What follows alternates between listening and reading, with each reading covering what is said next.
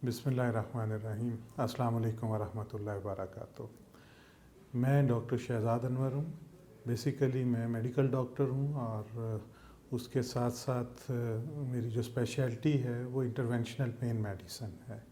Interventional pain medicine इस वक्त दुनिया में one of the most modern super specialities हैं मेडिसिन की, जिसमें हम क्रॉनिक पेन, एक्यूट पेन या कैंसर पेन को through minimally invasive procedures treat करते हैं। इन प्रोसीजर्स में सिंपल नर्व ब्लॉक्स भी हैं, ट्रिगर पॉइंट इंजेक्शंस भी हैं और state of the art most modern जो प्रोसीजर्स हैं उनमें हम एंडोस्कोपिक डिस्केक्टमीज भी करते हैं और उसके अलावा काइफोप्लास्टीज़ हैं, वर्टिब्रोप्लास्टीज़ हैं। दैट मीन्स के जो वर्टिब्री जो कोलैप्स कर जाते हैं ऑस्टियोपोरोसिस की वजह से या ट्रॉमा की वजह से, हम उनकी ऑगमेंटेशन करते हैं विद सीमेंट। इसी तरह जो एंडोस्कोपिक डिस्केक्टमी है उसमें हम with a minimum hole that is around 4 mm, half an inch, उसके साथ हम इतने छोटे निक के साथ हम एंडोस्कोप के साथ जहाँ पे डिस्क बल्ज या प्रोट्रूजन है वहाँ पे जाके उस डिस्क की माइक्रो डिस्केक्टमी करते हैं और ये सारे के सारे डे प्रोसीजर्स हैं। तो इंटरवेंशनल पेन की जो असल इम्पॉर्टेंस है वो वहाँ पे है जहाँ पे पेशेंट्स को क्रॉनिक पेन है और वो मेडिसिन के साल हर साल के इस्तेमाल के बावजूद ठीक नहीं हो रहे हैं और उस केसेस में सर्जरी भी नहीं हो सकती। तो इंटरवेंशनल पेन मेडिसिन जो है ये एक बीच का रास्ता है, इन बिटवीन है, जहाँ पे क्रॉनिक पेन के पेशेंट जो हैं जो साल से अद्वियात खा रहे हैं और वो सर्जरी नहीं करवाना चाह रहे, या उन केसेस में सर्जरी हो नहीं सकती है। तो this is one of the very effective evidence based protocols हैं जिसमें, और इसकी फॉर्मल जो ट्रेनिंग है मेरी वो यूके से है, चाइना से है, यूएसए से है। मेरी जो एमएससी पेन मेडिसिन है वो पाकिस्तान से भी है, रिफा इंटरनेशनल यूनिवर्सिटी से, और कार्डिफ यूनिवर्सिटी यूके से भी है। इसके साथ साथ मेरा डिप्लोमेट है पेन मेडिसिन में जो हार्वर्ड यूनिवर्सिटी यूएसए से है। दर्द एक बहुत ही अहम अलामत भी है, एक सिम्टम भी है, और इसके साथ साथ अभी तो इसको हम कहते हैं कि जी ये फिफ्थ वाइटल साइन है।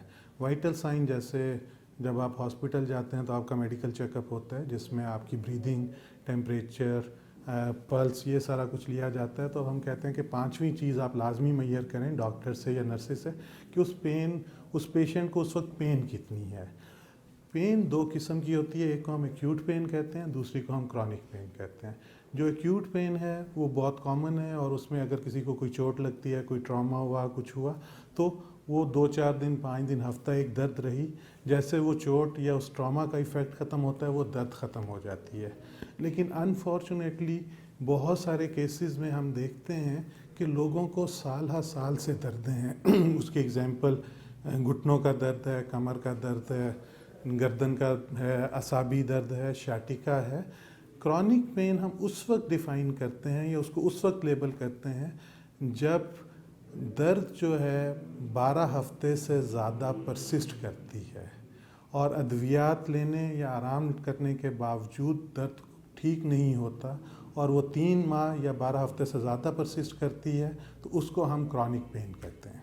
दायमी दर्द की बहुत सारी वजूहात हैं। उसकी एक जो बड़ी वजह ये हो सकती है कि जो अंडरलाइंग कॉज है जिसकी वजह से दर्द हो रही है वो ठीक ना हो। अब उसकी मोस्ट कॉमन एग्जांपल जो बहुत सारे लोग ज़िंदगी में भुगतते हैं उसको हम कमर का दर्द कह सकते हैं कि जो एक बहुत मशहूर इंग्लिश का कोट है जिसमें कहा जाता है कि you need to learn to live with your wife and your back pain. तो लेकिन ये हकीकत है कि अगर यूजुअली किसी को कमर दर्द होती है तो वो साल हर साल तक चलती है, और उसकी असल वजह जो क्रॉनिक पेन की ना ठीक होने की है उसमें मुख्तलिफ फैक्टर्स हैं।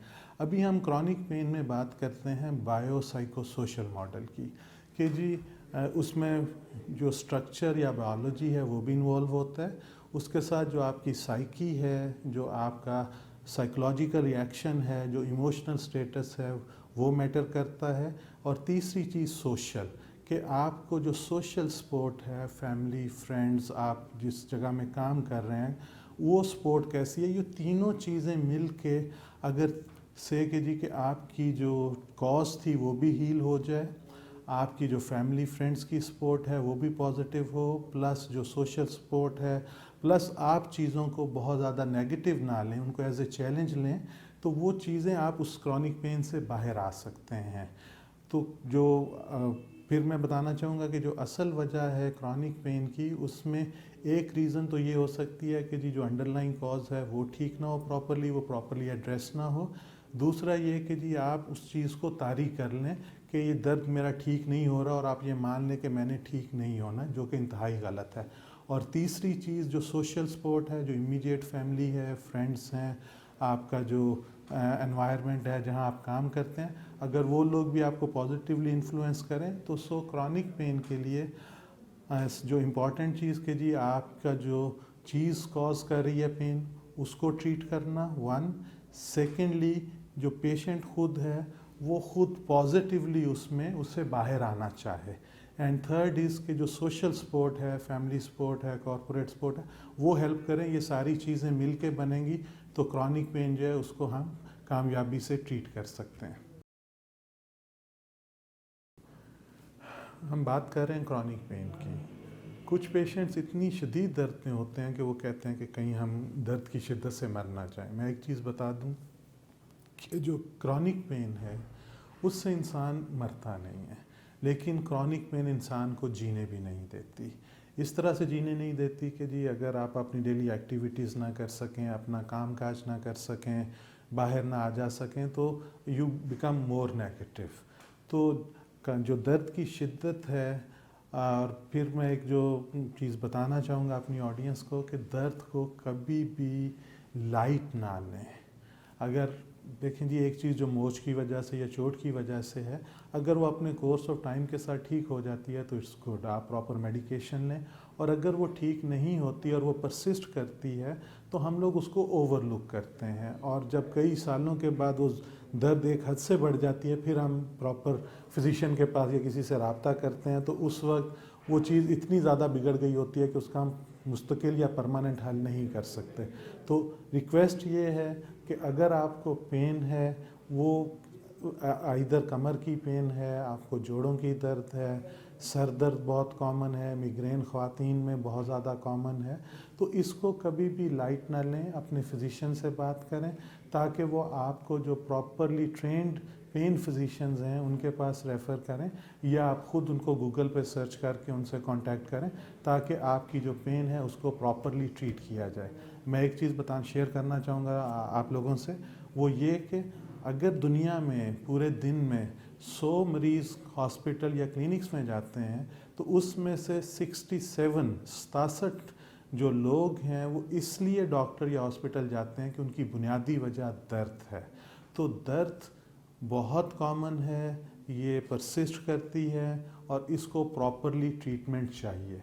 मॉडर्न लाइफस्टाइल के बहुत सारे फ़ायदे भी हैं और कुछ इसके अनवांटेड इफ़ेक्ट्स भी हैं। मॉडर्न लाइफ स्टाइल से मुराद मेरा ये है कि हम लोगों की फ़िज़िकल एक्टिविटी बहुत कम है, और मोस्ट ऑफ़ द टाइम हम अपने मोबाइल्स पे या टैब्स पे लगे हुए होते हैं देखने, और हमारी नेक का पोस्चर जो है वो बहुत ज़्यादा ड्रूप करता है। अगर हम स्ट्रेट बैठ के सामने कोई चीज़ बात कर रहे हैं या कोई चीज़ देख रहे हैं तो that is the normal weight on the आपका जो सर्वाइकल स्पाइन है। अगर आप उसको 5 डिग्री नीचे मोड़ेंगे तो उसकी वजह से आपके एक एक मोहरे पे 4 पाउंड एक्स्ट्रा वज़न पड़ेगा। और आप ख़ुद देख लें कि जब आप मोबाइल को देखते हैं तो आप कितने डिग्री गर्दन को मोड़ते हैं तो कितना ज़्यादा दबाव आता है।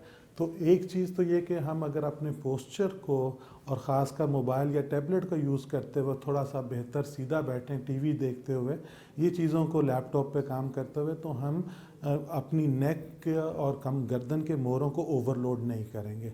और जब इस पोस्चर की वजह से ये मसल्स और हमारा जो वर्टिब्री हैं ये ओवरलोड होते हैं तो मसल स्पैज़म आता है, जो नर्व्स हैं वो वहाँ पे ट्रैप होती हैं जिसकी वजह से पेन होता है।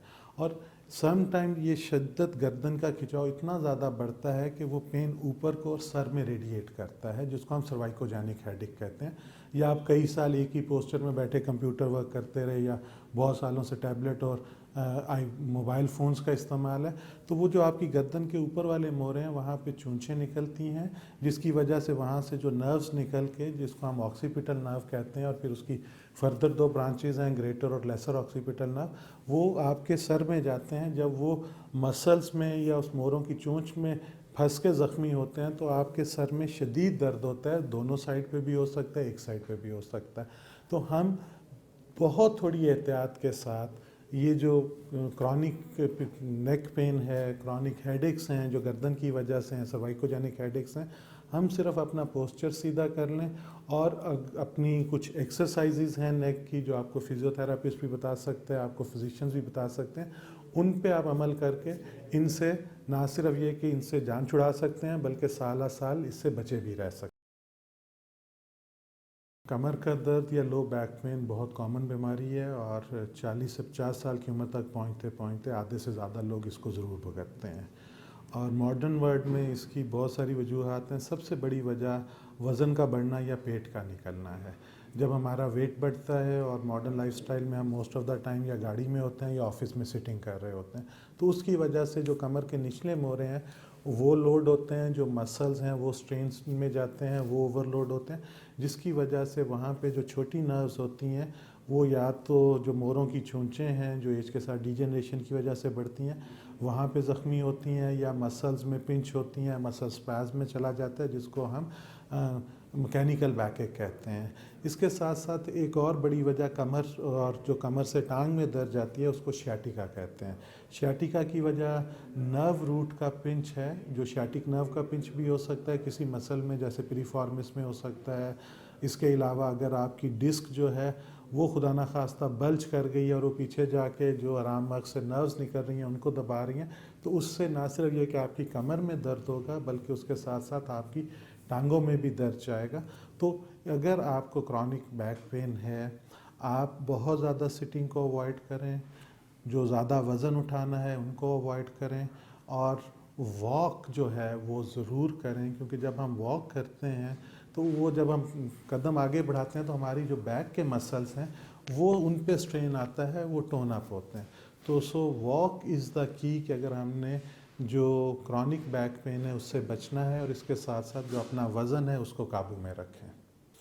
क्रॉनिक पेन मतलब इसका ट्रीटमेंट इजी नहीं है, वो चाहे गर्दन का दर्द है, सर्वाइकोजेनिक हेडेक है, गर्दन से बाजू में दर्द जाता है, कमर का दर्द है, कमर से टांगों में कूलों में दर्द जाता है, तो इसमें हमें इसको प्रॉपरली इवेलुएट करना पड़ेगा, हमें डायग्नोस करना पड़ेगा। इसके लिए हम एक्सरेज रेडियोग्राफ्स कराते हैं, जहाँ ज़रूरत हो हमें एमआरआई करवाना पड़ता है।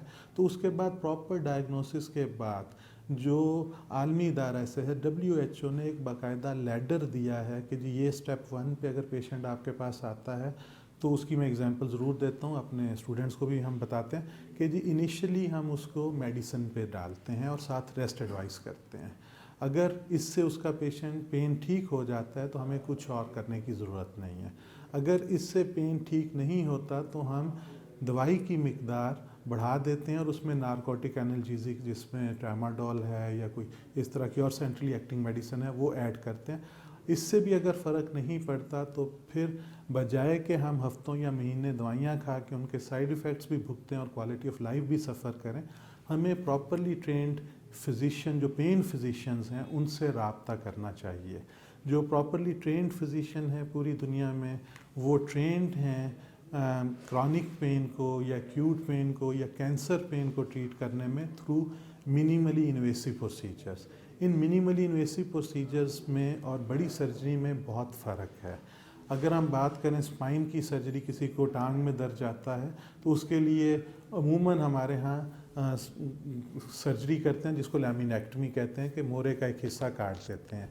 लेकिन मॉडर्न वर्ल्ड में अगर हम बात करें सर्जरी की जो इंडिकेशंस हैं वो बहुत लिमिटेड हैं कि खुदा ना खास्ता अगर आपकी टांग या बाजू या जिस्म के हिस्से काम नहीं कर रहे, इतना ज़्यादा कंप्रेशन है कि उनमें ताकत कम हो रही है, उनकी हरकत कम हो रही है, तो तब फ़ौरन सर्जरी रिकमेंडेड है। एक दूसरा, अगर खुदा ना खास्ता आपका पेशाब पखाने पे कंट्रोल नहीं रहा, आपको पता नहीं चल रहा, तो उस वक्त सर्जरी रिकमेंडेड है। अदरवाइज़ मॉडर्न वर्ल्ड में अब जितनी गाइडलाइंस हैं, जितनी नई एविडेंस हैं, हम मेडिसन के बाद इंटरवेंशन, और इंटरवेंशन से मैं ही नहीं सिर्फ जो पूरी दुनिया में एविडेंस है वो ये बताता है कि आप most of the chronic pain या एक्यूट पेन या कैंसर पेन को हम रीज़नेबली हद तक उसको हेल्प कर सकते हैं पेशेंट्स को। उसमें ये जो मिनिमली इन्वेसिव प्रोसीजर्स हैं, इसमें हमें कोई पेशेंट को एनेस्थेटाइज या बेहोश नहीं करना पड़ता, कोई चीर फाड़ नहीं करनी पड़ती, और ये सारे के सारे प्रोसीजर्स हम या तो सियाम में या सीटी में देख के करते हैं, एंड वी नो कि जहाँ हमारी नीडल मूव कर रही है। इजी प्रोसीजर्स हैं, इसमें हम नर्व ब्लॉक्स हैं, इसमें हम इंट्राडिस्कल प्रोसीजर्स हैं, वर्टिब्रल ऑगमेंटेशन है, ये बहुत सारे प्रोसीजर्स हैं। इवन जो जिनको मिग्रेन है, जो यूजुअली समझी जाती है नाकाबिले इलाज है, चेहरे का आसाबी दर्द है, तो इनको हम रेडियो फ्रीक्वेंसी से, डिस्कल प्रोसीजर से, नर्व ब्लॉक से, छोटे छोटे प्रोसीजर्स हैं जिनसे हम इनको ट्रीट करते हैं और पेशेंट साल साल ठीक रहते हैं। दर्दों के लिए कुछ एहतियाती तदाबीर जो मैं आपसे शेयर करना चाहूँगा कि जिस हिस्से में दर्द है उसको रेस्ट दें। फॉर एग्ज़ाम्पल, अगर आपको कमर का दर्द है तो आप बहुत ज़्यादा देर बैठे नहीं, ज़मीन पे उठना बैठना कुछ दिन अवॉइड करें, इसको रेस्ट दें। इसके अलावा अगर आपका वज़न ज़्यादा है और वो एक कंट्रीब्यूटिव फैक्टर बन रहा है कमर के दर्द में या नीज़ के पेन में या ओवरऑल, तो आपको अपना वेट कम करना चाहिए। अब सवाल होता है कि जी वज़न कैसे कम करें। वज़न कम करना कोई रॉकेट साइंस नहीं है। हम थोड़ी सी फ़िज़िकल एक्टिविटी जो है, जिसमें वॉक सबसे इम्पॉर्टेंट है, अगर नीज़ अलाउ नहीं करते तो एक्सरसाइज साइकिल चला सकते हैं, स्विमिंग की ऑप्शन है, मतलब कुछ ना कुछ फ़िज़िकल वर्कआउट ज़रूर, ताकि कैलोरीज बर्न हो। जो फ़ैट है ये कुछ भी नहीं है, बॉडी ने एक्सेस कैलोरी को फ़ैट में कन्वर्ट करके स्टोर कर लेती है, और ये फ़िज़िकली वर्कआउट से ही इसको हम रिड्यूस कर सकते हैं। इसके अलावा मेडिकेशन ने ये प्लस जो ये है कि जी मॉडर्न लाइफस्टाइल में हम लोग सारा दिन मोबाइल पे, आईपैड पे, उसको मेरे पेरेंट्स से ये रिक्वेस्ट है कि अपने बच्चे जो इनके स्टूडेंट्स हैं उनका मिनिमम स्क्रीन टाइम होना चाहिए। स्क्रीन टाइम से मुराद ये है कि वो कितनी देर मोबाइल, लैपटॉप या डेस्कटॉप की स्क्रीन के सामने रहते हैं। मौजूदा साइंस ये प्रूव करती है कि जो आपके ग्रोइंग बच्चे हैं, अक्सर घरों में छोटे छोटे बच्चों को माओ ने मोबाइल दिया हुआ है और वो उनको बिज़ी करती हैं। इससे ना सिर्फ ये कि उनकी आई साइट पे, बल्कि उनकी ब्रेन की डेवलपमेंट पे भी फ़र्क पड़ता है। तो खुदारा अपने आप को आसान करने के लिए अपने बच्चों का मुस्तकबिल से मत खेलें।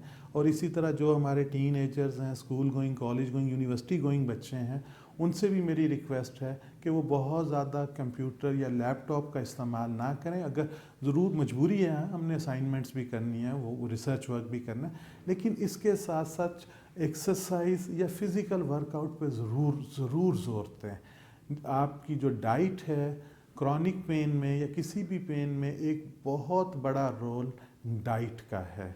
मैं आपसे शेयर करना चाहूँगा एक अमेरिकन स्टडी जो 25 साल पे प्रोलॉन्ग थी, और उसमें 6.5 करोड़ 66 लाख पेशेंट्स उन्होंने लिए, और दे केम अप विद के जी 4 खाने में ऐसी चीज़ें हैं जो स्वीयर एलर्जेंस हैं और दर्द को वर्स करती हैं। उसमें आलू सबसे बड़ा आइटम है, उसमें सुरख मिर्च है, उसमें टमाटर है और बैंगन है। ये 4 चीज़ें हैं, मैं फिर बताना चाहूँगा, सब्ज़ सुरख मिर्च, बैंगन, टमाटर और आलू। ये 4 चीज़ें हैं जो आपकी पेन को, वो चाहे कमर दर्द है या गर्दन का दर्द है या वैसे बॉडी में पेन्स एंड एक्स हैं, उनको वर्स कर सकता है। तो आप कुछ हफ्ते के लिए इन चीज़ों को खाने से निकाल सकते हैं कि आप खाना काली मिर्च में, सब्ज़ सुरख मिर्च की बजाय खा लें। जितनी हेल्दी नेशंस हैं वो मोस्टली काली मिर्च में खाना खाते हैं, और इसके अलावा काली मिर्च के और भी बहुत सारे बेनिफिट्स हैं। आप टमाटर अवॉइड कर लें, टोमेटो अवॉइड कर लें, आलू को अवॉइड कर लें। ये चीज़ें आपको जो जिस्म की दर्दें हैं उससे बचने में हेल्प करेंगी।